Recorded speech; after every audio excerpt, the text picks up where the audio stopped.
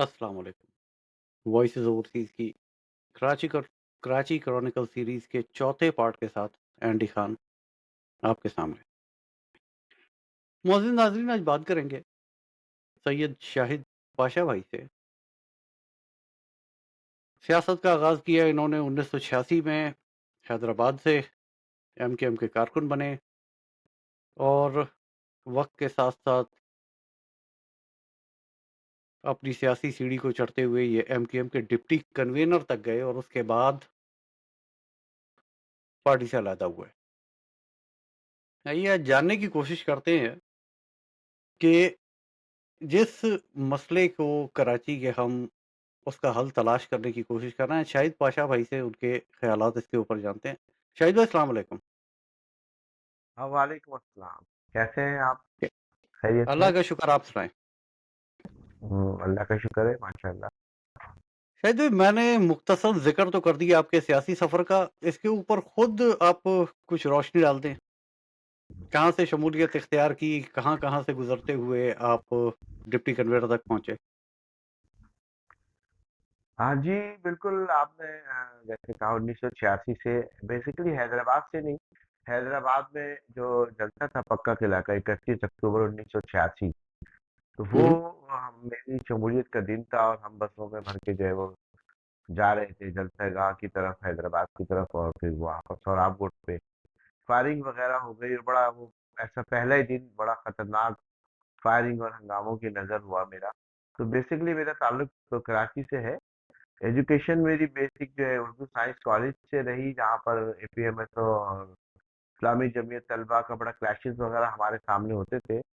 मैं 83 टू 86 के बैच का हूँ, मगर मैंने एपीएमएसओ से काम नहीं किया कभी और मैं एमक्यूएम ही मैंने 1986 में ज्वाइन की और माशाल्लाह जैसा कि आपने कहा एमक्यूएम से अलहदा हो गए, मैं अलहदा आज तक नहीं हुआ और ना मैं एमक्यूएम को छोड़ सकता हूँ क्योंकि एमक्यूएम तो मेरी रगों में सराहियत कर गई है, क्योंकि एक नजरिया है, एक आइडियोलॉजी है जिसकी बुनियाद पर सोच के, समझ के, पढ़ के, देख कर मैं एमक्यूएम में शामिल हुआ और मकसद यही था कि जो पिसा हुआ तबका है पाकिस्तान का, स्पेशली उर्फ आम में जिन्हें हम महाजिर कहते हैं, उनके लिए कुछ किया जाए, क्योंकि उनके लिए जिंदगी को जो है वो बड़ा तंग कर दिया गया था।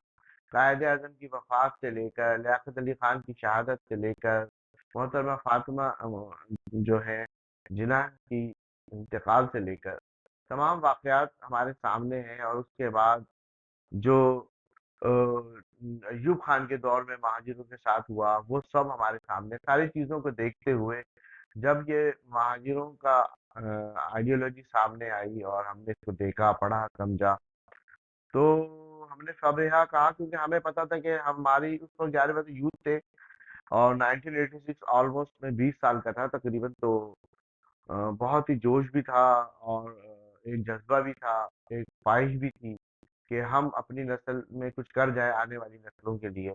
तो इस सोच को समझते हुए, देखते हुए, अडॉप्ट करते हुए, अपनाते हुए मैं शामिल हुआ हूँ और आज तक मैं एमक्यूएम का हिस्सा हूँ और आज तक मैं एमक्यूएम से कहीं गया नहीं छोड़कर। बीच में मुख्तलिफ चीजें होती रही, लेकिन according to party discipline, according to party laws, bylaws, constitution, मैंने अल्लाह के शुक्र तमाम चीज़ों को फॉलो करते हुए अपनी जिद्दोजहद को जारी रखा है और सबसे जो बहुत मेरे ऊपर छाप है वो ये है कि वो जो कहते हैं ना कि मुझसे खफीफ हैं मेरे हम असर बहुत, मुझसे खफीफ हैं मेरे हम असर बहुत, कि मैं दास्तान अहले सितम खुल के कह गया कि मैं विद इन दी एमक्यूएम बड़ा वोकल हूँ और विद इन दी एमक्यूएम मैंने बहुत दफा आवाज उठाई है और विद इन दी एमक्यूएम मैंने कोशिश की है कि एमक्यूएम जिस लिए बनी, जिस मकसद के लिए बनी, जिस रास्ते पे चलना है उस रास्ते पे चले। इस रास्ते पे नहीं जो करप्शन का दौर दौरा है, कुछ लोग जो है वो 10-10 20-20 साल से एमएनए एमपीएस बन रहे हैं तो वही बने चले जा रहे हैं, लूट मार कर रहे हैं। कई लोग ऐसे हैं जो टूटी हुई चप्पलों और टूटी हुई मोटरसाइकिलों में आए थे, आज वो अरबपति हैं और उनको शर्म भी नहीं आती ज़रा-सी भी कि हम किस जिद्दोजहद, किस तबके की जिद्दोजहद के लिए आए थे। हम खुद भी उस तबके से थे। आज हम अरबपति बन के किस मुँह से इस जिद्दोजहद की बात करते हैं। मुझे अफ़सोस होता है इन लोगों को देखकर और आज भी मेरी जंग जारी है इन्हीं लोगों से, जिन्होंने एमक्यूएम के नाम को इस्तेमाल किया, महाजिर कार्ड को इस्तेमाल किया, महाजिरों को नाम को इस्तेमाल किया, जो टूटी हुई चप्पलों, टूटी हुई मोटरसाइकिलों में आए थे और आज अरबपति और बड़े-बड़े बंगलों और गाड़ियों के मालिक। आपने ज़िक्र कर दिया, ये सवाल मैंने आपसे आगे जाके करना था। आपने कहा कि टूटी हुई चप्पलों में आए थे। आज बड़ी-बड़ी गाड़ियों में घूम रहे हैं, डिफेंस में बंगले हैं। मेरे भाई मुझे ये बताइए, इनकी तो ज़िंदगियाँ सधर गईं। एक आम महाजिर को क्या मिला? हाँ, मैंने उसको कहा क्या ना मिला कि आम जिसके मार्केट। अजदाद भू सुने, उसको क्या मिला जिसके अजदाद भूखे पेट, नंगे पैर हिजरत करके आए थे, उसे क्या मिला इस तहरीक से? क्या तहरीक हुकूक दे पाई? बिल्कुल नहीं जी, बिल्कुल नहीं। आज हम 1984 से भी पोजीशन से बहुत पीछे चले गए। जिस तरह से इन लोगों ने इस एमक्यूएम का हड्डियों से गोश्त नोचा है, शहदा का गोश्त नोचा है, जिस तरीके से ये लोग जो आज बैठे हैं, मिनिस्टर बने, सेनेटर बने, ये लोग जो बैठे हैं, इनसे कोई पूछे तो? मैं तो पूछता हूँ, मेरा तो सवाल होता है, मैं आप कहने कहा ना एमक्यूएम छोड़ दी, मैंने एमक्यूएम छोड़ी नहीं है, मगर मैं इन लोगों की आवाज उठाता रहा हूँ, इन लोगों से बात करता रहा हूँ। फारूक सत्तार ने आवाज लगाई, मैं तंजीम बहाल कर दूंगा, मैं करप्शन को खत्म कर दूंगा। और वो कन्वीनर थे उस वक्त, हमने कहा चले जी फारूक सत्तार के साथ खड़े होकर जी ये करप्शन का खात्मा करते हैं। अब देख ले फारूक सत्तार ने खामा खाई हम लोगों को इस्तेमाल किया और बड़े बड़े नारे लगाए। आज फारूक सत्तार खुद कहाँ है देखें जरा, उन्हीं करप्ट माफिया के साथ, उन्हीं करप्ट टोले के साथ खुद भी एमएनए बन गए, खुद भी इस्लामाबाद पहुंचे हुए। और हमें बहुत अफसोस हुआ कि ये आखिरी वो शख्स था जिस पर हम भरोसा कर रहे थे कि चलो यार अभी ये कुछ एमक्यूएम की नाव को पार लगाएंगे, लेकिन इन्होंने भी वही किया जो सब कर रहे हैं। और बस इन्होंने इस्तेमाल किया कारकुनान का, सीढ़ी बनाया, लड़े झगड़े सब कुछ हुआ। आज वो पार्ट है उस तमाम करप्शन का। शायद भाई मुझे ये बताएं कि एमक्यूएम तहरीक है या सियासी पार्टी? देखिए जी, बुनियादी तौर पर तो एमक्यूएम एक आइडियोलॉजिकल तहरीक है जो एक खास मकसद के लिए बनाई गई थी, लेकिन अब ये एक तब्दील हो गई है सियासी पार्टी में। वो कहते नहीं हैं ना नहीं, कि ये जो एमक्यूएम का। जी शायद जी भाई क्या। मेरा इतराज लीजिएगा, ये सियासी पार्टी में 1986 में तब्दील हो गई थी, जब इलेक्शन लड़के पार्लियामेंट में चले गए थे 1988 में। जी, बिल्कुल सही है। देखिए, देखिए मसला पता है क्या है? मसले 2 तरह के रास्ते थे हमारे पास। 86 में या कह लें आप 87 में हमने पहला बलदियाती इलेक्शन लड़ा और उसके बाद पहला कौमी असेंबली का इलेक्शन हमने 88 में लड़ा। तो बेसिकली हमारे पास 2 रास्ते थे। एक तो था इनकलाब का रास्ता कि लड़ते रहे, झगड़ते रहे, जो भी हुकूमत हो उनसे अपने मुतालबात करते रहे, पिटते भी रहे, जेलों में भी जाएँ। दूसरा रास्ता था कि सियासत के ज़रिए कौमी असेंबली, सेनेट, सूबाई असेंबलियों में पहुंचकर अपने हकूक की आवाज बुलंद करें। तो देखिए उस हद तक तो ये सब कुछ सही था, लेकिन बदकिस्मती से चंद लोगों को ये ऐसे मुंह को लगी सियासत कि वो अगर आप उनको एमएनए एमपी का टिकट ना दें तो वो रोते हैं और पार्टी छोड़ देते हैं, छोड़ के दूसरी पार्टी में चले जाते हैं। मतलब इतना हमारे अंदर जो लोग हैं, मैं कहता हूँ कि बहुत सारे लोग ऐसे हैं, 90% लोग ऐसे हैं जो जाती मफादात के लिए एमक्यूएम में आए थे और उन्होंने अपने जाती मफाद को हमेशा से तरजीह दी और आज भी वो दे रहे हैं। तो इसी वजह से ये जो हम सियासतदानों के खिलाफ बात करते थे, कई सियासतदान मुल्क को खा रहे हैं, तो ये सब वही बन गए। आज भी सब खा रहे हैं मुल्क को, ये लोग भी उनका हिस्सा है। जितने भी हमारे एमएलए एमपीएस हैं, क्या कर लिया किसी ने आज तक आप बताइए? किसने महाजनों के लिए आवाज उठाई? पीपल्स पीपल्स पार्टी ने कराची का सत्यानाश कर दिया। आप आके देखें हर गली, हर मोहल्ला, हर सड़क आप कहीं पकड़ेंगे, आप पाकिस्तान से भाग जाएँगे, आप बोलेंगे भाई मैं नहीं रह सकता यहाँ पे। और कराची हैदराबाद जहाँ पर एमक्यूएम है, जहाँ पर एमक्यूएम के लोग हैं, जहाँ पर एमक्यूएम ने डिलीवर किया है अपने वक़्तों में। लेकिन अब देखिए जब मैं फारूक सत्तार बल्दियाती इलेक्शन एमक्यूएम के खिलाफ लड़ने पर आमादा हो गए, तो मैंने फारूक सत्तार से कहा, मैंने कहा फारूक भाई देखिए एमक्यूएम के खिलाफ इलेक्शन नहीं लड़ना है। एनक्यूएम को हमने बचाना है और मजबूत करना है और आप इसके लिए कार्रवाई करें, इसके लिए आप एक्शन लें, बजाय इसके कि आप खुद इलेक्शन लड़ने खड़े हो गए।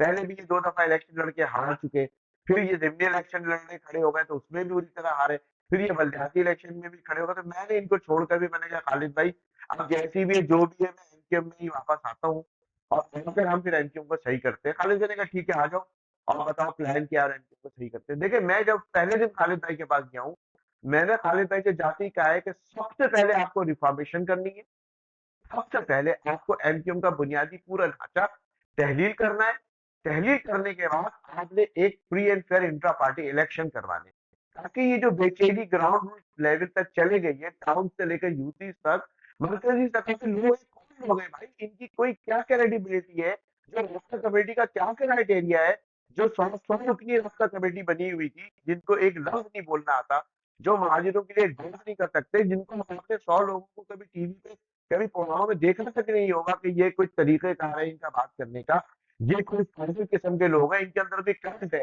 100 لوگوں کی رابطہ کمیٹی تھی۔ میں نے کہا اس کو توڑ کے ہم بلدیاتی الیکشن کے اناؤنس ہونے سے پہلے پہلے تنظیمی ڈھانچے کو کھڑا کریں، ہم دن رات محنت کریں گے اور تنظیمی ڈھانچہ کھڑا کریں گے، ایک تو کارکنان واپس آ جائیں گے، دوسرے عوام کو بھی ایک امید جاگے گی اور بلدیاتی الیکشن ہم انشاءاللہ ایک بھرپور طریقے سے جیتیں گے۔ لیکن خالد بھائی جو ہے وہ باوجود وہ ٹھہرتے رہے، ابھی نہیں کرتے رہے، حتیٰ کہ یہ وقت آ گیا میں پھر بیٹھ گئے چپ چاپ، میں نے کہا بھائی یہ نہیں ہو رہا نا تو پھر تو ہم تو برباد ہو گئے، لیکن کیا ہوا آخرکار میں نے یہ تو کہا کہ اگر آپ نے نہیں کیا تو ایک چیئرمین تو کجا آپ ایک چیئرمین ایک کونسلر بھی نہیں جیت سکیں گے بلدیاتی الیکشن میں، اور ایگزیکٹلی وہی سچویشن پیدا ہو گئی اور بالآخر ان لوگوں کو بلدیاتی الیکشن کا بائیکاٹ کرنا پڑا، جس کے نتیجے میں کراچی میں میئر اور حیدرآباد میں میئر پیپلز پارٹی کا آ گیا اور جماعت اسلامی کے ناظمین آ گئے، اور کراچی کا کیا حال ہے آپ کسی سے بھی پوچھ لیں، اللہ معاف کرے، اللہ معاف۔ شاہد بھائی، MQM پاکستان کا الزام یہ ہے کہ کا آپ کی ہمدردیاں الطاف حسین کے ساتھ ہیں۔ آپ خود بتائیں آپ کی ہمدردیاں کس کے ساتھ ہیں؟ الطاف حسین کے ساتھ، MQM پاکستان کے ساتھ، مصطفیٰ کمال کے ساتھ، یا مہاجروں کے ساتھ؟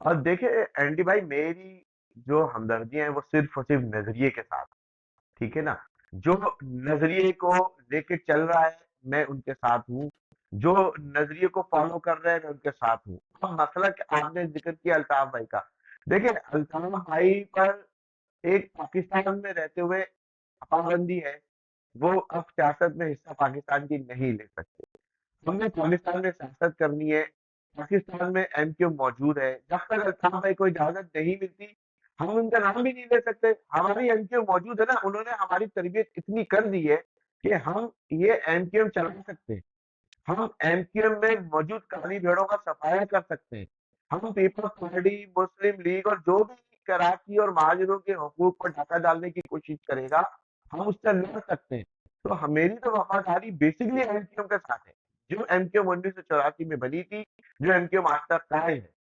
بیچ میں جن لوگوں نے آ کے اس میں انجینئرنگ کر دی، MQ کا فارمیٹ تبدیل کر دیا، چند لوگوں کی اجارہ داری قائم کر دی، نہ کوئی انٹرا پارٹی الیکشن ہوتے ہیں، نہ پارٹی میں کون سربراہ کیسے بن گیا کوئی پوچھنے والا، ابھی جو کرنٹ ان کا جھگڑا ہے، دیکھیں وہ جھگڑا ایک یہی تو ہے بیسیکلی، جن کو ذمہ داری نہیں ملی وہ لڑ رہے کہ ہمیں نہیں ملی، اچھا ان کو مل جائے تو وہ لڑائی بند ہو جائے، اصل میں ذاتی جھگڑا ہے اور کوئی مسئلہ نہیں ہے، ان کو قوم کی کسی مفاد سے کوئی دلچسپی نہیں ہے۔ اب خالد بھائی دیکھیں، میں اس وقت جو بھی جسے کہتے ہیں مسئلے کا حل ہے وہ خالد بھائی کے ہاتھ ہے، خالد بھائی کو آگے بڑھ کے یہ تمام چیزوں کو کرنا چاہیے۔ تو آپ نے سوال پوچھا نا، میری ہمدردی بیسکلی میری ہمدردی MQM کے ساتھ ہے، نظریے کے ساتھ ہے، آئیڈیالوجی کے ساتھ ہے، آئیڈیالوج کے ساتھ، کیونکہ جنہوں نے آئیڈیا دیا وہ تو ہمیشہ آئیڈیالوجیکل ہے نا آپ کے، مطلب مگر اب اس کا یہ مطلب نہیں کہ مطلب ہم جوش میں آ کے اور اپنے نعرے لگاتے ہوئے باہر نکل آئے اور شور مچائے، ہم بھی اس ریاست کے جو قانون ہے اس کو فالو کریں گے، ریاست نے بولا نہیں اس طرف نہیں دیکھنا ہے تو نہیں دیکھنا، ریاست نے بولا چلو جی ہو گیا اجازت مل گئی تو سو بسم اللہ، تو ہمیں تو دیکھیں گراؤنڈ پہ رہتے ہوئے کام کرنا ہے اور MQM اور مہاجروں کے لیے کام کرنا ہے، ہمیں ایک بات اس میں کہوں گا کسی شخصیات کے لیے کام نہیں کرنا۔ اب یہ جو اتنی ساری شخصیات اور شخصیت پرستیاں چل رہی ہیں، میں کسی کا بھی فرینڈ نہیں ہوں، نہ مصطفیٰ کمال، نہ فاروق ستار، نہ خالد مقبول، نہ کسی کا بھی نہیں، میں فین ہوں MQM کا اور MQM کے نظریے کا، اور اگر کہا جائے تو نظریہ دینے والے۔ اچھا، آپ نے کہا نظریہ دینے والا، نظریہ دینے جی والا تو میرا خیال کئی ایک نظریات دے گیا۔ 14 اگست 1979 کو قائد اعظم کے مزار کے سامنے पाकिस्तान का परचम नज़र आतिश कर दिया, या क्या ये नज़रिया था, या पाकिस्तान से अलहदगी नज़रिया था, महाजिरों को पाकिस्तान से आज़ादी दिलवानी थी वो नज़रिया था, या महाजिर सूबा जो बनाना था वो नज़रिया था, जो या चंद साल पहले जो सिंधु देश बना रहे थे वो नज़रिया था? कौन सा नज़रिया? देखिए हंडी भाई, इसमें तो बहुत ही ज्यादा कन्फ्लिक्शन है, जो सारी बातें आपने कही। मैंने तो आपसे ये कहा कि सिर्फ और सिर्फ मैं जिस चीज का फॉलोअर, वो है महाजिर परस्ती का नजरिया। बाकी ये जो दूसरी चीजें फ्रूली है, ये चीजें वक्त के साथ साथ चलती है, बंद हो जाती हैं, चलती है, बंद हो जाती हैं। जो आपने बातें की, अब तो ये सारा माजी का किस्सा हो गया है, जिसकी उनको बहुत ज्यादा सजा भी मिल चुकी है और वो सजा भुगत चुके हैं। अब उनका उनका जो है काम ऑलमोस्ट खत्म है। उन्होंने जो लोगों को सिखाया या तरबियत किया, अब काम है हमारा, हमने करना है। अच्छा, जो दूसरी बात आपने कही ना कि वो सिंधु देश और वो अ, दीगर बातें, देखें अब ये सारी बातें वो जवाबदेह हैं कि हम भी इन चीजों के खिलाफ हैं। भाई ये महासिंधु देश क्या था मुझे नहीं पता, फिर महाजिर नारा तर्क कर दिया जाए मुझे नहीं पता, ऐसी बातें क्यों हैं। मैं इन चीजों के अगेंस्ट हूँ हमेशा से, और हमेशा से रहूंगा। जहां पर भी नजरियाती इख्तलाफ होगा, मैं आवाज जरूर उठाऊंगा, और मैंने इस पर बात भी की है बहुत सी जगहों पे, बहुत से लोगों पे। मगर मसला क्या है, मसला ये है कि अभी ग्राउंड रियलिटी क्या है। What is the ground reality? Ground reality ये है कि आज महाजिर बेगाने हो गए।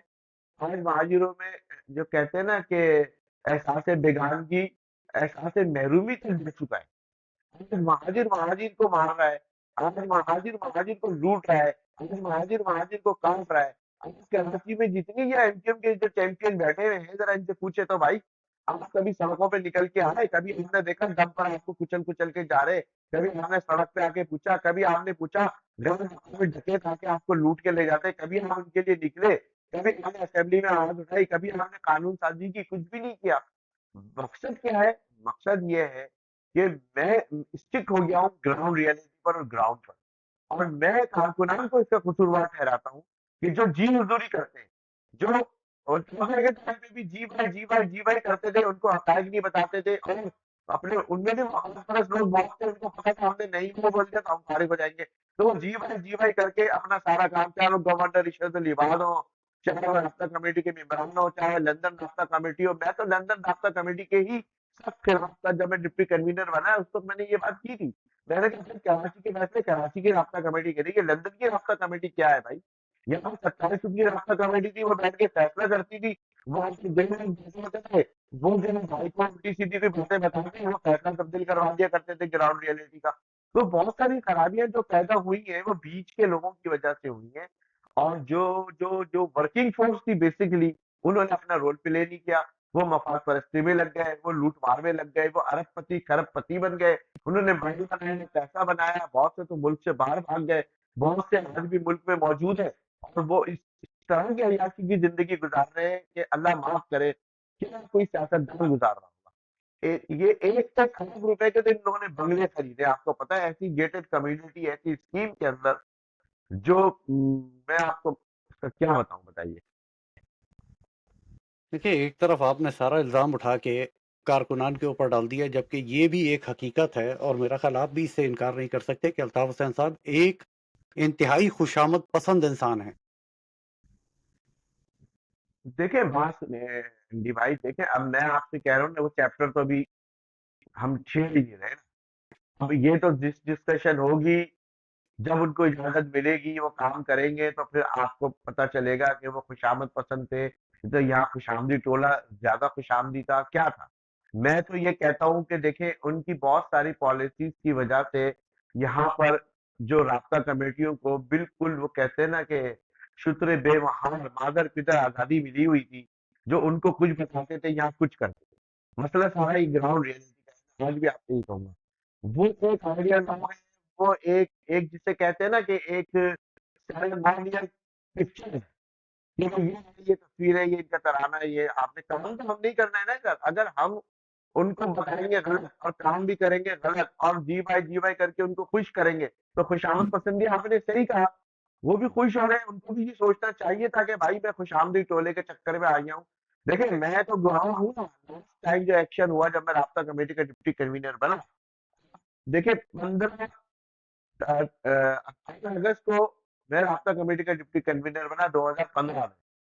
अब 2015 की 19 अगस्त को मुझे डिप्टी कन्वीनर बनाया गया। वजह क्या थी? वजह ये थी कि जब मैंने ये बात की कि एनपीओ में बहुत सारे गंदे अंडे हैं जो जिनको सफाया लाजमी है, तो उन्होंने कहा ठीक है, इन गंदे अंडों को तुम फिर साफ करो आके।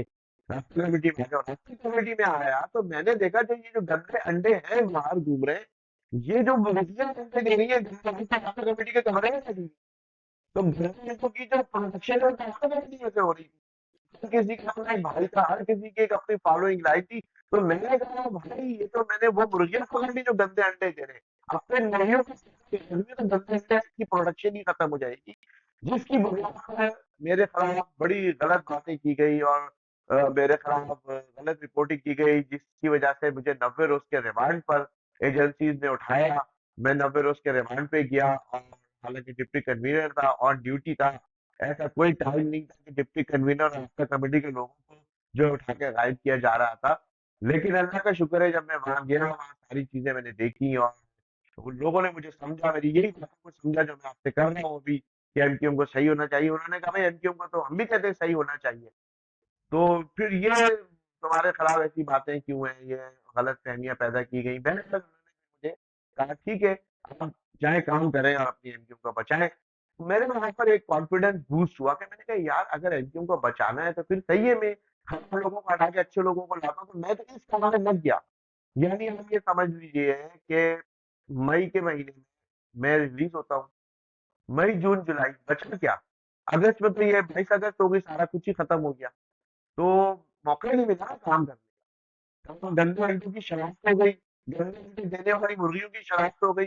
फिर मैंने एक पूरा सिस्टम तब्दील किया। ये जो इस वक्त एमक्यूएम में टाउन ऑर्गेनाइजर और यूसी ऑर्गेनाइजर का ये पूरा स्ट्रक्चर बना हुआ है, ये स्ट्रक्चर मैंने 90 रोज के रिमांड से जाने से पहले बनाकर तैयार किया था, जिसकी राब्ता कमेटी ने शदीद मुखालफत की। लंदन राब्ता कमेटी और पाकिस्तान राब्ता कमेटी सब लोग ऐसे कहते हैं ना, छुरियां तेज करके मेरे खिलाफ बैठ गए, ये सिस्टम नहीं बन लगेगा।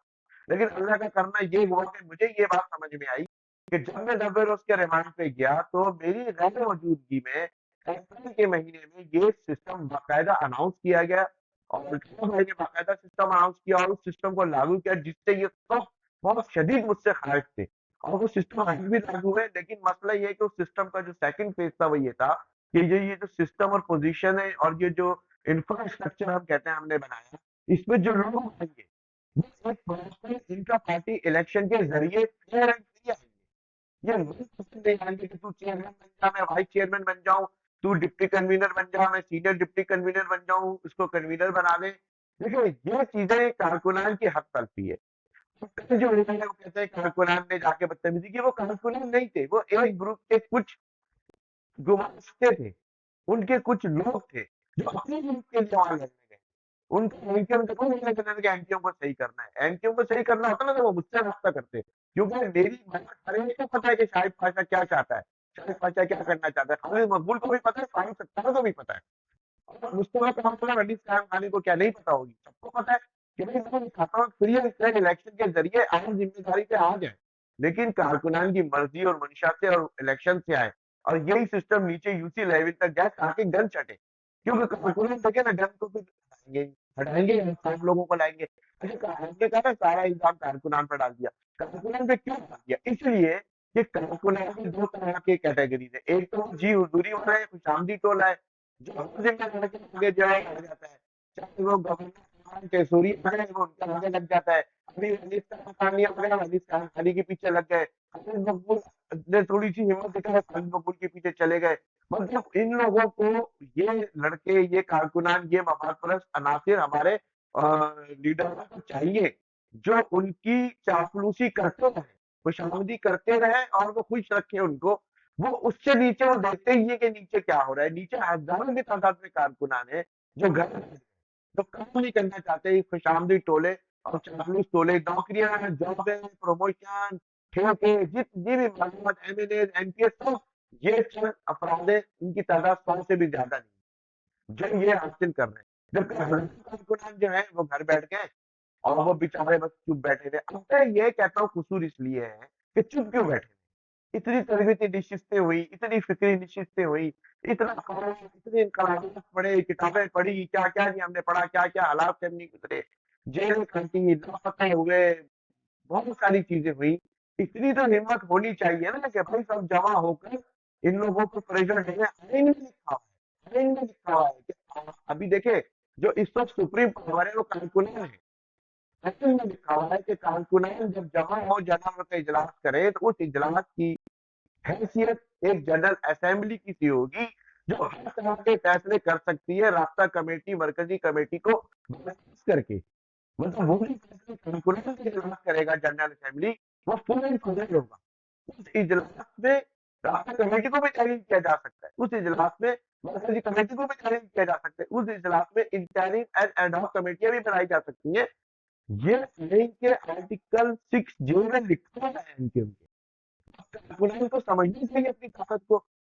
हजार कारकुन जहाँ चला वापस करते हैं, चले भी पहुंचे वहां बात करते हैं, पीछे तो देखो जी डस्टबिन ही होते, क्यों? अरे हमें उठा लेंगे, हमें गिरफ्तार करा देंगे, हमें लापता करा देंगे, इतना खौफ पैदा कर दिया है कि बेचारे कारकुन इस वजह से कि हम लापता हो जाएंगे, हम गिरफ्तार हो जाएंगे, वो बेचारे बाहर निकलते नहीं है, कहते भाड़ में डाले शायद भाई, अपनी जिंदगी गुजारे, थोड़ी सी गुजर गई, थोड़ी सी रह गई है। मैं ये कसूर कारकुनान को देता हूँ, ये कसूरवार है। आपने कारकुन की बात की, गिरफ्तारियों, गुमशुदगियों की बात की। शायद भाई थोड़ा-सा जी, 1992 के ऊपर नज़र डालते हैं, ऑपरेशन हुआ था। एक हाँ मोहतात जी। अंदाज़े के मुताबिक कितने लोग शहीद हुए? कितने महाजिरों को रियासती जबर का सामना करना पड़ा? और क्या जितने शहीद हुए सारे के सारे एमकेएम के कारकुन थे या सिर्फ़ आम शहरी थे? देखिए, इसमें बड़ी कॉन्ट्रडिक्शन है।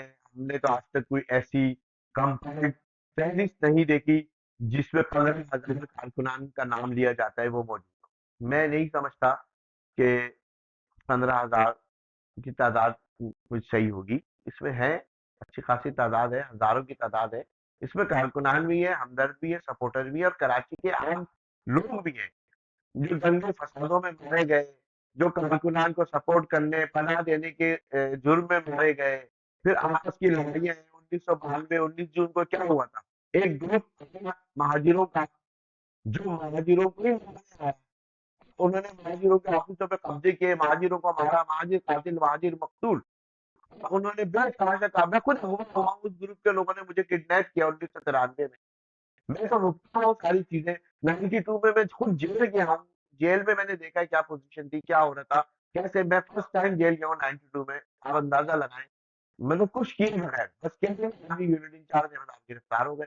अब ये सारे, मैं 3 दफा गिरफ्तार हो चुका हूँ, 3 दफा मैं 1.5 1.5 साल की जेलें काट के आया हूँ, एक दफा मैं 90 रोज के रिमांड पे रहा हूँ, और एक दफा मैं गुमशुदा भी रहा हूँ, लापता भी रहा हूँ, और इसके पीछे यही गलत टोला है जो गलत फहमी, गलत बयानियां करके, मिसगाइड करके इदारों को कि भाई ये अल्ताफ हुसैन के साथ है, ये अल्ताफ हुसैन की बात करता है, इस किस्म की बातें करके इन लोगों ने जो है रिपोर्ट की, जिसकी बुनियाद पर जो है वो मुझे लापता किया गया। इंटेरोगेशन हुई, लेकिन अल्लाह का शुक्र है, मैं बड़ा शुक्रिया अदा करता हूँ जिन लोगों ने इंटेरोगेशन की, उन्होंने मुझे क्लीन चिट दी कि नहीं यार, हमें मिसगाइड किया, आप तो जो बातें कर रहे हो, ये बातें तो हमने कभी सुनी नहीं एमक्यूएम में कि एमक्यूएम को सही होना चाहिए, एमक्यूएम में अच्छे लोग आने चाहिए, ये कैसे होगा? मैंने कहा भाई हम ही करेंगे, जैसे भी होगा इंशाल्लाह करेंगे। तो मैं आपसे सिर्फ ये बताना चाहता हूँ कि ये जो आपने फिगर है 15,000 का, या इन चीजों का मैं ना गवाह हूँ, ना मैंने कभी ऐसी पुलिस देखी है, लेकिन 15,000 में इतना तो मुझे भी पता है, हमने अपने हाथों से लाशें दफनाई हैं, हमने अपने हाथों से एक एक दिन में 12 12 लाशें दफनाई हैं, तो हमें पता है ये बड़ा हाल बुरा है। इसमें एक मैं आपको बात बता दूं, ये जो नसीरुल्लाह बाबर के दौर में बड़ा मशहूर हो गया था जी, कराची में बोरी में लाशें मिलती हैं, बोरी में लाशें मिलती हैं।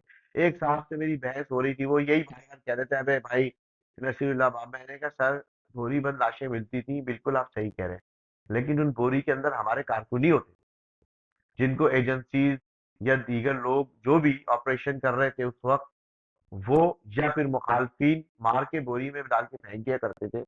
तो 99.9% अगर आप बोरी बंद लाशों की डिटेल निकालेंगे, तो वो भी इनकम के कारकुन थे, और इल्जाम भी इनकम पर ही लगा कि बोरी बंद लाशें मिलती थी। تو इसमें तो बहुत सारी चीज़ें हैं, मुअर्रिख लिखेगा, तारीख आएगी, वक़्त आएगा, तारीख को दुरुस्त किया जाएगा तो बताया जाएगा कि हम जो है रिसीविंग एंड पे थे और हम विक्टिम थे। हमारे साथ बहुत बुरा हुआ, चाहे 92 हो, चाहे 97 हो, चाहे 2013 हो। हाँ, एक बात मैं आपसे ज़रूर कहूँगा, ये मेरी बात मुस्लिम लीग नून के एक बड़े अहम लीडर हैं, एहसन इकबाल साहब से हमारी मुलाकात हुई पिछले 1-2 साल में, तो बात निकली यही। उन्होंने कहा, "आप कैसे लापता हो गए? आपके घरवालों को भी नहीं पता।" मैंने कहा, "भाई घरवाले तो जाके मुर्दाखाने ढूँढ रहे थे कि कोई लाश, कोई डेड बॉडी, कोई मुफ्त लाश देखें कि कहीं ये शायद पाशा की ना हो।" लेकिन पीछे अल्लाह का करम चल रहा था माशाअल्लाह। लेकिन क्या सीन हुआ? सीन ये हुआ, मैंने उनसे कहा कि उन्होंने सवाल किया कि एमक्यूएम के साथ हम इत्तेहाद करते हैं, लेकिन कभी भी एमक्यूएम हमें कराची से जो है वो सीट एडजस्टमेंट नहीं करती और हमेशा एमक्यूएम जो है वो पोस्ट इलेक्शन जो है वो करती है इत्तेहाद, कभी प्री इलेक्शन इत्तेहाद नहीं करती। तो मैंने कहा हसन भाई, ये एमक्यूएम पे 92 हो, बल्कि 88 में भी एक ऑपरेशन हुआ था, 89 में भी ऑपरेशन हुआ था। मैंने कहा एमक्यूएम के खिलाफ जितने भी ऑपरेशन आज तक हुए ना, वो तमाम के तमाम पॉलिटिकली मोटिवेटेड ऑपरेशन थे। कभी नवाज शरीफ साहब ने करवाया तो कभी बेनजीर भुट्टो ने करवाया। तो उन एजेंसियों को और इदारों को और पुलिस को इदारों को यूज करके ये जिला को बनाने जा रहे हैं, ये करने जा रहे हैं, ये वो किस तरह की बातें कर करके मिसगाइड किया। और एक वक्त आया कि इदारों के लोगों ने खुद टीवी पर आकर ये बातें कही कि ये सारी बातें झूठ थी। आज भी रिकॉर्ड पर वो इंटरव्यू सारी बातें मौजूद है। तो मैंने उनसे कहा कि ये पॉलिटिकली मोटिवेटेड ऑपरेशन थे। लेकिन 2013 को एनक्यूएम इस नहज पर पहुंच गई थी कि वो जो परसेप्शन एनक्यूएम के खिलाफ बनाया गया था, एनक्यूएम ने जमात थी जिसने उस परसेप्शन को रियलिटी में चेंज कर दिया। वो बदतमीजी, गुंडागर्दी, टारगेट किलिंग, जो उस वक्त के जो लोग थे, मैं नाम नहीं लेगा लेकिन आप समझ जाएं, जो 2008 से 2013 तक रवासा कमेटी थी, डिप्टी कन्वीनर थे, ये लोग जिम्मेदार हैं इन तमाम चीजों के, जिसकी वजह से कराची के लोगों ने आपको 2013 के इलेक्शन में नोट करें 10 लाख वोट हम नीचे आ गए। 2019 के मुकाबले में 2013 के इलेक्शन में आप 10 लाख वोट नीचे आ गए। क्यों? कि हम आपसे बेइज्जत आ गए, हथें छीन रहे हैं, भत्ते ले रहे हैं, ज़कात की तरह की पर्चियां दे रहे हैं, यूनिफॉर्म से बैठे बदमाशियां हो रही है। मैं ये बात देखे एनक्यू पर काम करूं, मैं आपको इसलिए सच बता रहा हूँ कि ये चीजें सही होनी चाहिए। अगर ये चीजें सही नहीं होंगी तो लोग आपको जीतेंगे।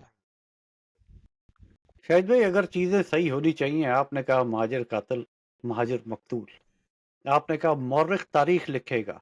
तारीख तो मौर्रिख जब लिखेगा जब हम उसे तारीख बताएंगे। बात यहाँ तक आई गई है, तो थोड़ी सी जी रोशनी डालिएगा, पढ़े लिखे महाजिर नौजवान के हाथ में असला किसने पकड़ाया? देखिए एंडी भाई, इसमें बहुत ही लॉजिकल किस्म की गुफ्तगू हो सकती है और बड़ी तवील गुफ्तगू हो सकती है। मैंने भी असला पकड़ा, मैंने भी, जब मैंने देखा कि हमारे कस्बा अलीगढ़ के ऊपर आके एक बहुत बड़ी तादाद में पहाड़ियों से लोग उतर के हमारी माँ बहनों की बेहुरमतियां कर रहे हैं, बच्चों को काट के फेंक रहे हैं। और सौरानपुर पे जब मैं फर्स्ट डे था मेरा, मैंने देखा सौरानपुर से निकल के कुछ लोग एमक्यूएम के काफिलों पे शूटिंग कर रहे हैं। तो मैं उनका वो कोई टीवी वीसीआर लेके तो नहीं भेज सकता था ना। ये बात तो अपनी जगह बिल्कुल दुरुस्त थी कि टीवी वीसीआर हमारे काम नहीं आएंगे, हमें असला उठाना पड़ेगा और हमने असला उठाया। हमारे असला उठाने की वजह से तो ये बिल्कुल है। हमें असला उठाना कोई बुरी बात नहीं है जनाब, पूरे पाकिस्तान में आप देखें असले का कल्चर है, लोग फख्र महसूस करते हैं। हमने तो जरूरत में उठाया, हमने तो डिफेंस के लिए उठाया और मैं इसकी बिल्कुल तारीफ करता हूँ। और इस जो वाली बात है कि असला उठाने की बात की गई, मैं उसके साथ हूँ और असला उठाना चाहिए था, असला हमने उठाया, इनको हमने मुंह दिया, तब जाके ये ब्रेक लगाया, वरना ये हमें काजर गुली की तरह काट के फेंक रहे थे। बाद में ये तमाम चीजें हुई, माशाल्लाह लाइसेंस याफ्ता असला था मेरे पास, राइफल थी, पिस्टल थी। जब मैं अभी 90 रोज के रिमांड पे गया हूँ तो मेरी राइफल और पिस्टल वो वहां पर रेंजर्स के जमा हो गई। मैंने फिर वापस भी नहीं ली, मैंने कहा चले, वो टाइम गुजर गया। और हमारी एक खबर है, हमें लोग पहचानते हैं, हम जहाँ खड़े हो जाते हैं, अब लोगों को पता चलता है कि भैया एमक्यू वाले खड़े हैं। तो अब इतनी हिम्मत नहीं है किसी की, हम पार्लियामेंट में भी है, सेनेट में भी है, कौमी सुप्रीम असेंबली में भी है। तो अब वो थोड़ा सा पीछे चला गया असले वाला, अब असले की इतनी जरूरत नहीं है, अब है जरूरत आइडियोलॉजी की, अब नहीं है शायद भाई, एक जरूरत ये जुमला है है कि तारीख जी में, एक बड़ा मशहूर जुमला है, वीसीआर बेचो असला खरीदो। ये जुमला किसका है? یہ अल्ताफ भाई ने बोली थी ये बात, तो ये बिल्कुल सही बात है, मैं तो एग्री हूँ, मैंने तो आपसे बोला ना, मैं तो आज भी जुमले के साथ खड़ा हूँ और हमने इस पर अमल भी किया, हमने असला उठाया, तब तो मैंने आपसे कहा है ये हमारे ऊपर हमले, जो हमारे आबादियों पे हमले होते थे, ये बंद हुए, इसलिए तो बंद हुए, क्योंकि जरूरत ने उठाया और जरूरत थी, और उस वक्त के अल्ताफ भाई का नौजवानों ने जुमला है ना? किया। यस, आपने कहा अल्ताफ एग्जैक्टली। भाई का जुमला है ना? जी जी 1992 में बिल्कुल। ऑपरेशन से पहले क्या अल्ताफ हुसैन के पास इसकी बाकायदा इंफॉर्मेशन थी कि एमकेएम के खिलाफ ऑपरेशन होने जा रहा है मुल्क छोड़ने से पहले, और इसी वजह से उन्होंने मुल्क छोड़ा? मैं इस बारे में मैं कुछ नहीं कह सकता, मैं तो उस जमाने में यूनिट का एक अदना सा कारकुन था, ऊपर सारी चीजें क्या हो रही थी क्या नहीं हो रही थी ये मुझे नहीं पता। हाँ, लेकिन इतना मुझे पता है कि जब वहां से अल्ताफ भाई 22 अगस्त को लंदन से वापस आए, तो उनके ऊपर दस्ती बमों से हमला हुआ, ठीक है, आयशा मंजिल चौरंगी पर। और ये पहली दफा हुआ कि किसी भी सियासतदान के ऊपर दस्ती बमों से हमला हुआ हो। दस्ती बमों से हमले का मतलब है कि बस फिनिश, जॉब डन। लेकिन वो अल्लाह ने बचा लिया, जैसे भी हुआ, बहरहाल वो लोग पकड़े गए उसी वक्त, उनका हैंड ग्रेनेड फट गया, गाड़ी में गिर गया, वो एक अलग मैटर है। उसके बाद हम भी कारकुन थे, हम सबका ये एक मौका था कि भाई अपनी हिफाजत के लिए आप मुल्क छोड़ दें। और उन मीटिंगों में हम यूनिट से जाते थे, मैं यूनिट का जिम्मेदार था। ये 91 की बात है, और ये अगस्त से लेकर दिसंबर तक ये मीटिंगें हुई हैं, और 31 दिसंबर 1991 को मिलाकर अल्ताफ भाई ने ये फैसला किया और वो मुल्क छोड़ के चले गए, सऊदी अरब चले गए, वहाँ उम्रा वगैरह किया, जो भी किया, वहां से भी लंदन चले गए।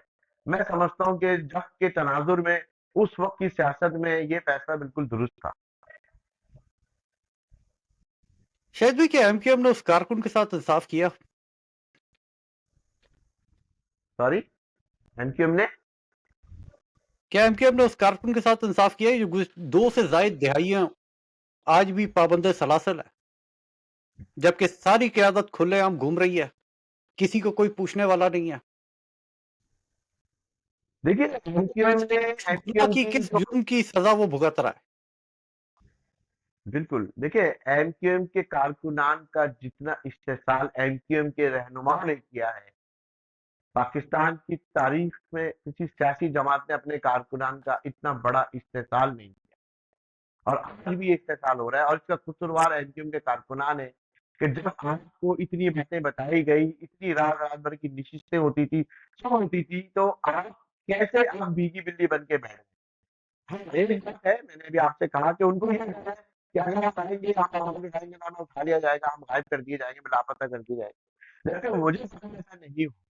अगर आप सही तरीके से ग्राउंड रियलिटी पे काम करते हुए जो चीजें ना हैं, उनको ना छेड़े, जो चीजें करनी है उनकी तरफ जाएंगे, सब जमा हो और जमा होकर बात करें। हमने एक दफा ये कोशिश की थी, लेकिन कोई वजूहत ऐसी थी जिसकी बुना पर हमें बिल्कुल रोकना पड़ा अपने एक्शन को। वरना फिर हम दिखा रहे थे कि वर्कर्स पावर जो है वो सुपर पावर है, अगर कारकुनान चाहें तो ये जिम्मेदारान 2 मिनट की मांग है, सब खड़े हो जाएंगे। मगर कारकुनान करते नहीं है। कारकुनान जो है ना, या तो मफाद परस्ती में शामिल हो गए या फिर चुपचाप घर बैठ गए। दो तरह की सिचुएशन है। इस्तेसाल जो हो रहा है वो कारकुनान का हो रहा है। नौकरियां जो मिल रही है, जो मफादात मिल रहे हैं, वो उन कारकुनान को मिल रहे हैं जो इस वक्त चापलूसी में लगे हुए हैं। और मैं एक एक को जानता हूँ। अल्लाह का शुक्र है कि मैंने इतना काम किया है और मैं इतना करीब से जानता हूँ सबको, कि मैं डेट बता सकता हूँ कि कौन चोर है और कौन सही है। मैं से कहा सकता हूँ एनक्यूएम से कि इनको भगाओ, इनको भगाओ, इनको भगाओ, तो एनक्यूएम बिल्कुल सही हो जाएगी। और इंशाल्लाह शायद वो वक्त आने वाला है। आधा काम तो शायद कल हो जाए, आधा इंशाल्लाह हम कर देंगे। शाहिद भाई, आपने कहा भीगी बिल्ली बने रहे। 1988 से लेकर आज तक जितनी हुकूमतें मारिज वजूद में आई, हर हुकूमत का हिस्सा एमक्यूएम रही। सही है। कराची वालों को क्या मिला? देखिए, हुकूमत का हिस्सा रहने पे तो कोई एतराज नहीं। हुकूमत का हिस्सा रहना चाहिए। हम जब जीत कर आते हैं अपने इलाके में, आप इलेक्शन जीतते हैं, तो फिर आपको हुकूमत का हिस्सा ही बनना चाहिए। और खासतौर पे ऐसी पार्टी जो छोटी, मतलब सतह पे, जिनके ये से हमारे 20-25 एमएलए हैं, बाकी को 4-5 है। देखिए, हुकूमत में रहकर आप अपने लोगों के लिए काम करना है। जो आपके सवाल का दूसरा हिस्सा है ना, हुकूमत को जाके चंद लोगों ने कदम उठाए, लेकिन आवाम को भी काम नहीं हुआ। कराची का कोई काम नहीं हुआ। आज तक कराची में कोई ऐसा काम नहीं हुआ जो आप कहें जो हुकूमत, हाँ, लगते बहुतों में इमरान खान ने 1100 अरब का वादा किया, ठेले उन्होंने 1100 अरब दिए, 42 अरब का वादा हुआ, कहाँ गए 42 अरब रुपए? यूनिवर्सिटी का वादा हुआ, कहाँ गई यूनिवर्सिटी भाई? कराची के साथ कोई पैकेज दिया गया, पूरा नहीं हुआ। आज भी देख ले, पीपल्स पार्टी एक ये यूनिवर्सिटी रोड है, 3 साल से खुदी पड़ी हुई है, और पूरे लाहौर में 42 दिनों के अंदर जो है वो अंडर बाईपास और पुल बन गए। यहाँ पर हम देख लें 100 दिन से ज्यादा हो गए, कुछ नहीं बन सका। तो मैं यही कहना चाह रहा हूँ कि इसमें मफाद परस्त वो लोग हैं जो हुकूमत का हिस्सा बनकर हुकूमत के साथ लड़ गए। हुकूमत की शायद जो है सामने को है, कारकुनों को कुछ नहीं मिला। अब कराची शायद को भाई कुछ मुझे मुझे बहुत सारे एमक्यूएम के लोग ये कहते हैं कि जी पीपल्स पार्टी ने सिंध का बेड़ा गर्क कर दिया, पीपल्स पार्टी ने शायद देही सिंध का बेड़ा गर्क किया होगा। एमक्यूएम जो कि शहरी सिंध की जमात है, महाजरों की नुमाइंदा जमात है, हर हुकूमत का हिस्सा है, उसके बावजूद मुझे महाजर नौजवान जलीलो ख्वार क्यों नजर आता है? अपने रहनुमाओं की वजह से ना, मैंने आपसे कहा ना, हमारे जो रहनुमा हैं, देखें, फजलुर रहमान साहब की 4 सीटें हैं और उन्होंने 26वीं आईनी तरमीम पर तमाम मफादात बशमूल खुद के और अपने कारकुनान के और अपने जो भी उनकी पार्टी के हासिल किए। हमारी 24 सीटें होने के बावजूद, 17 सीटें होने के बावजूद हम कुछ भी नहीं हासिल कर सके। मतलब कि हम इतने बेवकूफ हैं या हम इतने धन्य हैं, हम कौन है भाई? आवाज तो उठा सकते हैं कम से कम, आवाज भी नहीं उठाते। तो ये तो सारा किया था। मैंने आपसे कहा ना, हमारी क़यादत क्या है? हमारी क़यादत इस वक़्त नाअहल क़यादत हो चुकी है, और इस क़यादत को ये बिल्कुल ज़हन नहीं देता कि ये अब क़यादत सलाहियत इनमें नहीं है और ये क़यादत करने के लिए मज़ीद लायक नहीं है। अब क़यादत के लिए नए सिरे से कारकुनान का एक इंक़लाब आना चाहिए, और कारकुनान अच्छे लोगों को निकाल कर दोबारा से अपने ज़िम्मेदार बनाए और चंद सालों के लिए बनाए।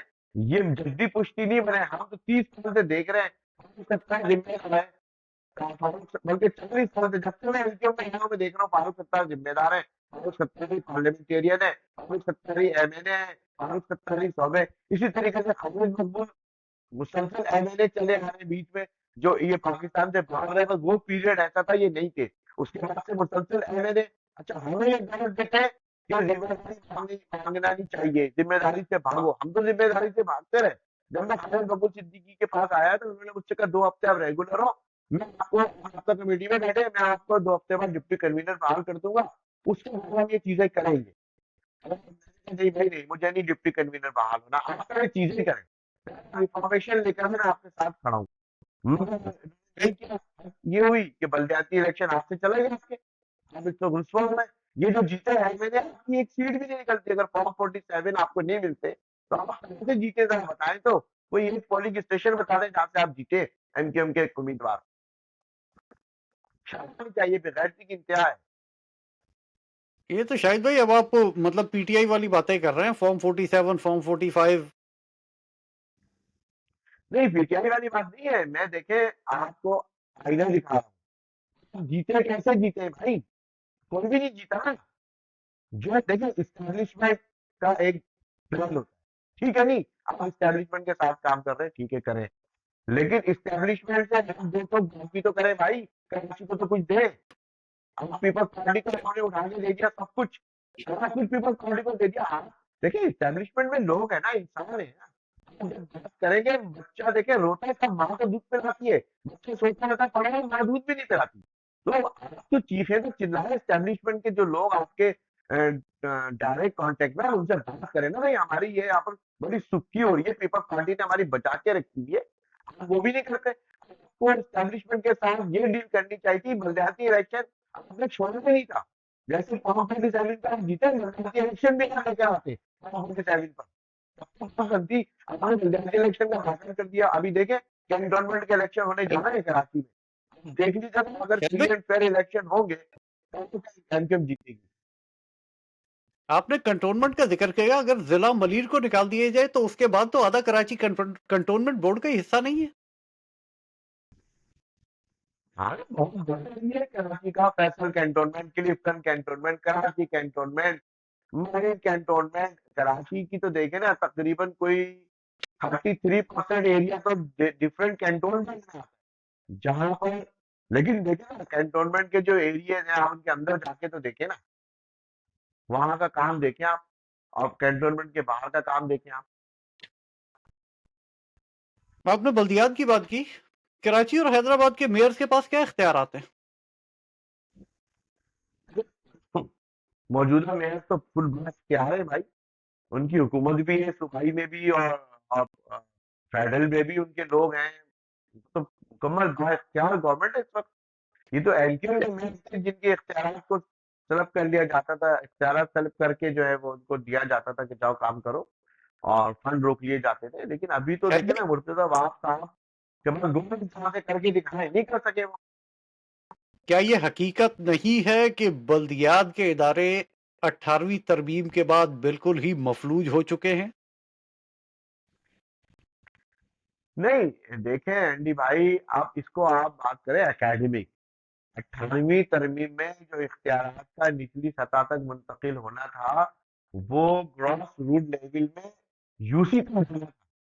आप समझ रहे हैं मेरी, जो कि आज भी है, आज भी लिखा हुआ है आर्टिकल 40A के तहत।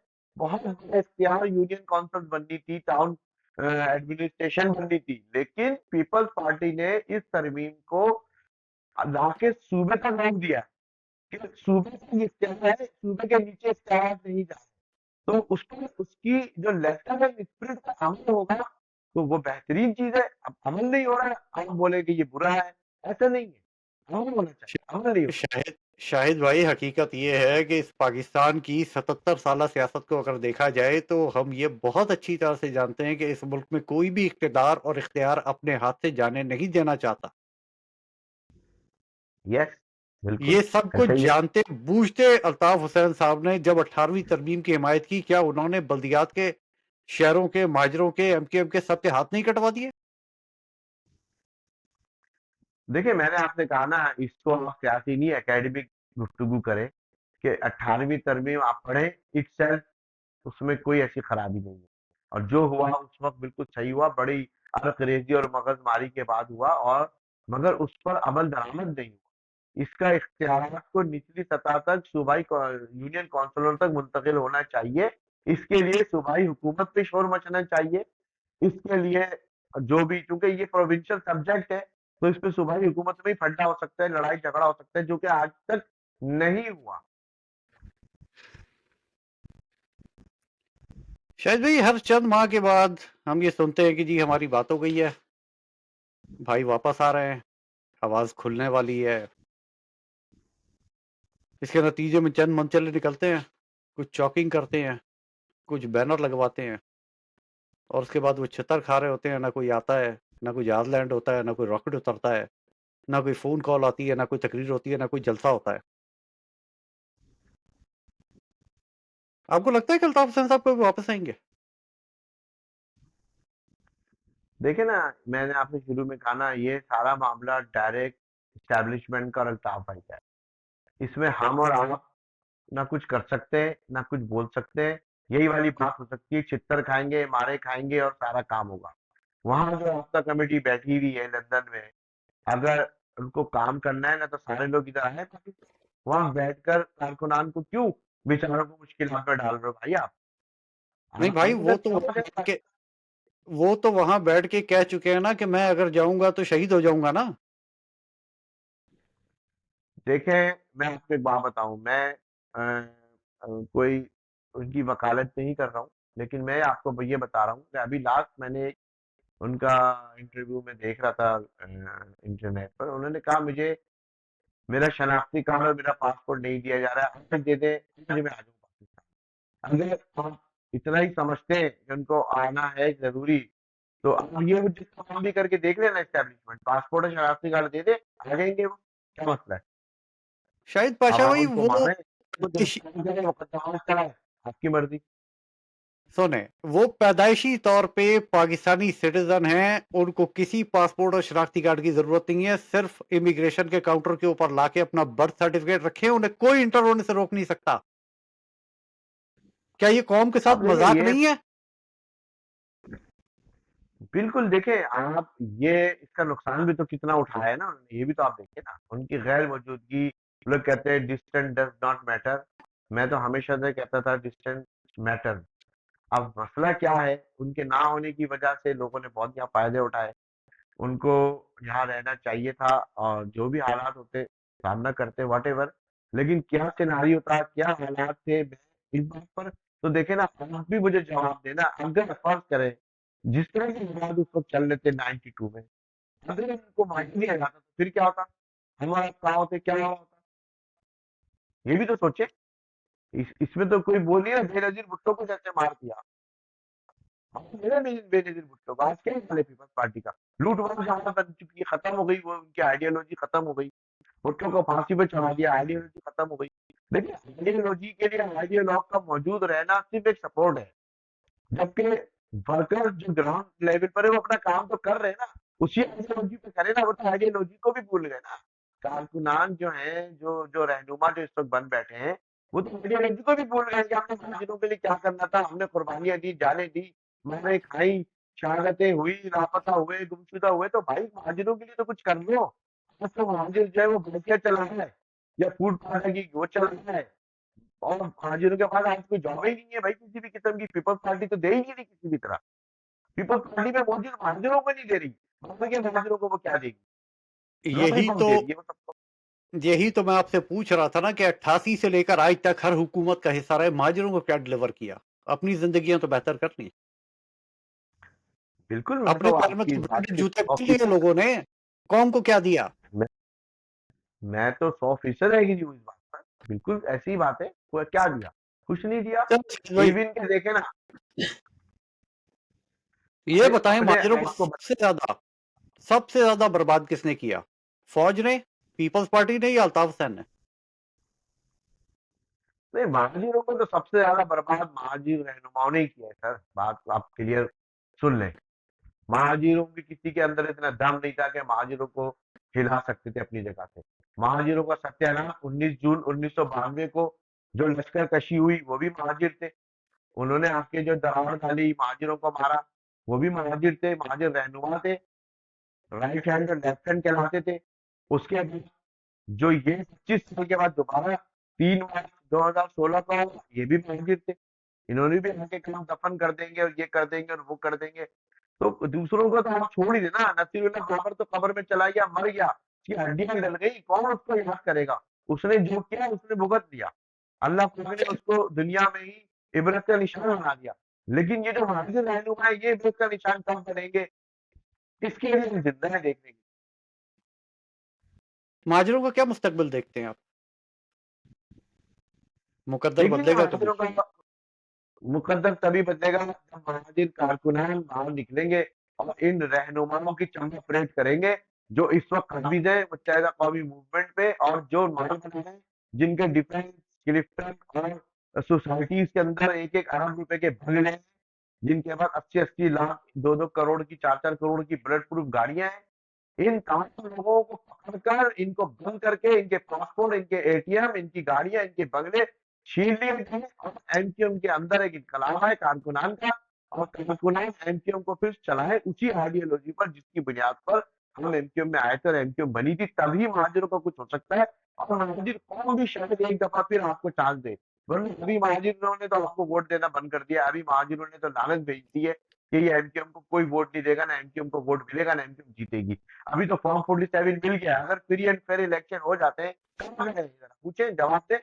राष्ट्रीय कमेटी जो इस वक्त मौजूदा जो चेयरमैन है, हमने जो जवाब दे, हमारे पास आंसर है, आपकी आंखें खुली हुई है या बंद है, हम देखते हैं, आपको नजर नहीं आता, जल्दी नहीं है बस फोन का हाजिर को ऐसे वो, पिटने और ढूंढने के लिए।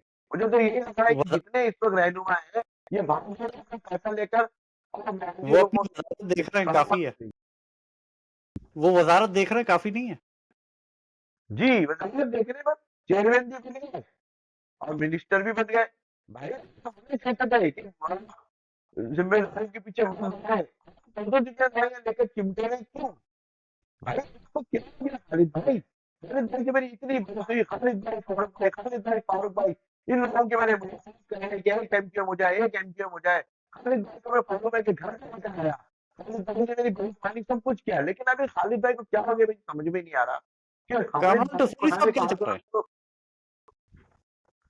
आपने टेसरी तो टसूरी मीडिया साहब के क्या चाल सामने है ना सर। टेसरी साहब कहते हैं मेरा जो है ना वो सिक्का चले और डंडा बजे।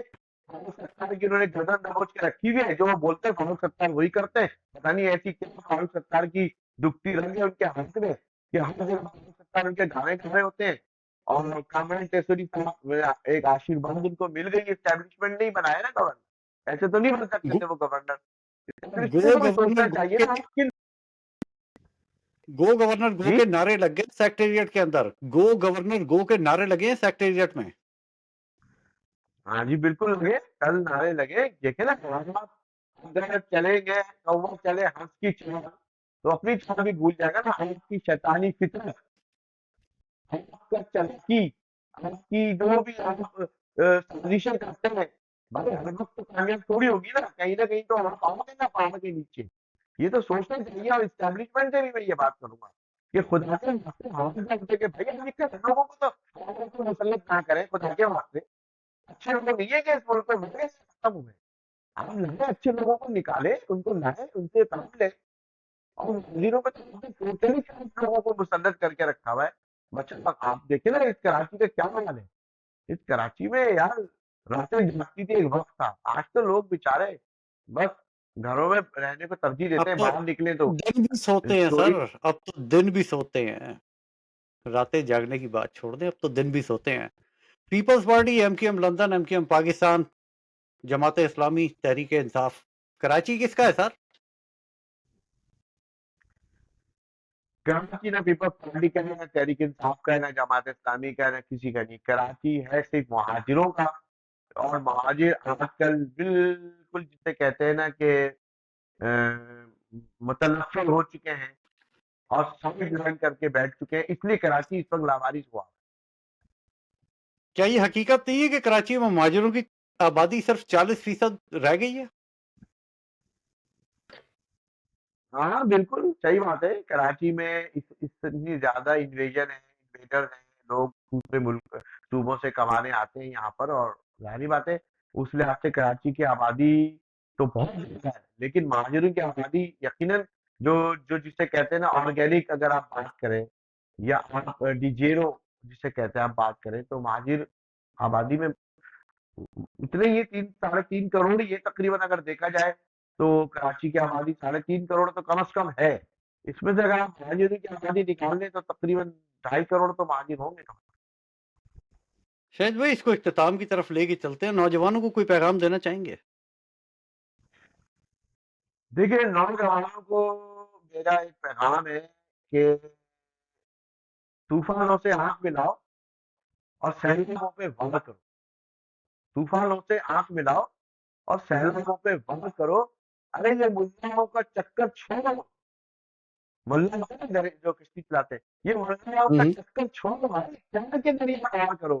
यानी खुद निकलो और खुद इनको भगाओ, सबको जितने भी हमारे रहनुमा बने हुए बाहर निकलो, सब जमा और इनकी ऐसी तैसी करो, इनके घरों पे कब्जे करो, इनकी गाड़ियां छीन लो, इनकी दौलत छीन लो और एनजीओ को रिफॉर्म करो।